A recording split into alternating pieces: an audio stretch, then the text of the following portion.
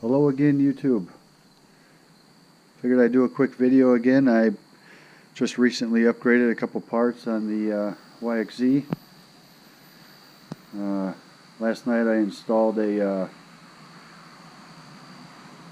Alba Airbox Spacer, and I installed a flash tune on the ECU. I've been meaning to do the tune because I actually also put on a Alba performance spark arrestor. I put that on a couple months ago, and it did seem like it was running a little bit lean right after I put it on, like it was kind of starved for gas. But those tunes are about 500 bucks, so I kind of put it off and put it off. Figured it was running fine, you know. But when I bought this Airbox Spacer, I figured it's time to get the tune. And I don't know if you can see it or not, but it's that blue piece there in between the airbox cover and the airbox. And let's see, on a scale of 1 to 10 difficulty, I would say it's about a 6 or a 7, just because of where the screws are. They are hidden way up in there. I had to take the bottom of this off here. That's the oil reservoir. And I had to take this off, this panel here off, to get to the top screws. And actually one of the most difficult parts of putting that airbox in is the felt or foam gaskets or packings that they include with it. You have to put a foam packing on the airbox spacer itself and on the cover, and it is hard to keep it in place in the channel that it's supposed to go into. It keeps popping off. So I eventually just I put a couple dabs of glue, of super glue, to hold it in place around different, you know, places in the channel, and that did it. But it was a little messy. And then you also have to move, I'm not even sure what it's called. I ended up tying this here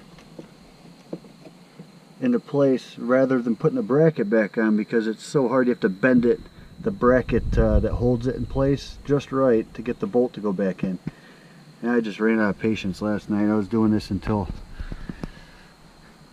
about 10 or 11 o'clock at night last night, and I just said screw it, I'm tying it.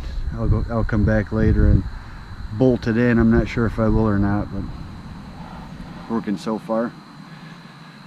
And I put, as far as the tune, what you do is, it's real easy to get at. You just pull this off here, this cover, and that is the ECU right here. You take this little strap off, unplug these two plugs,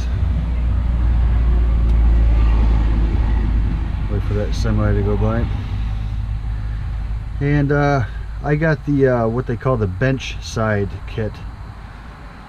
And what you do is you take this off and you bring it into your computer, or if you have a laptop, you can have a laptop out here.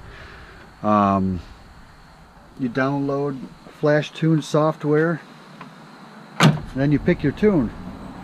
Basically just plug it in and pick a tune, and it takes just a couple minutes, and ta-da, you have a new tune.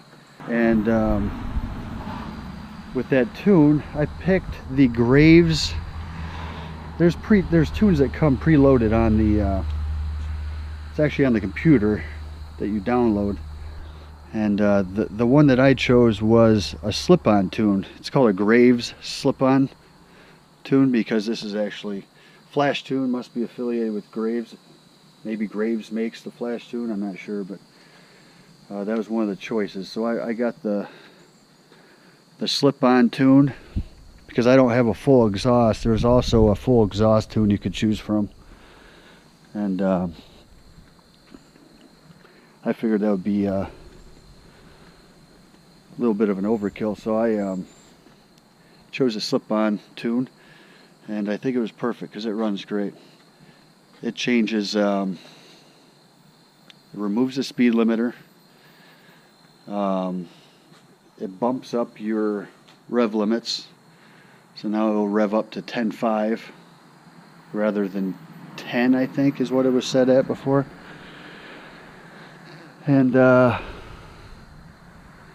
changes the air fuel ratios to give you a little more performance, you know. But here, I'll take it for a spin and see what you guys think.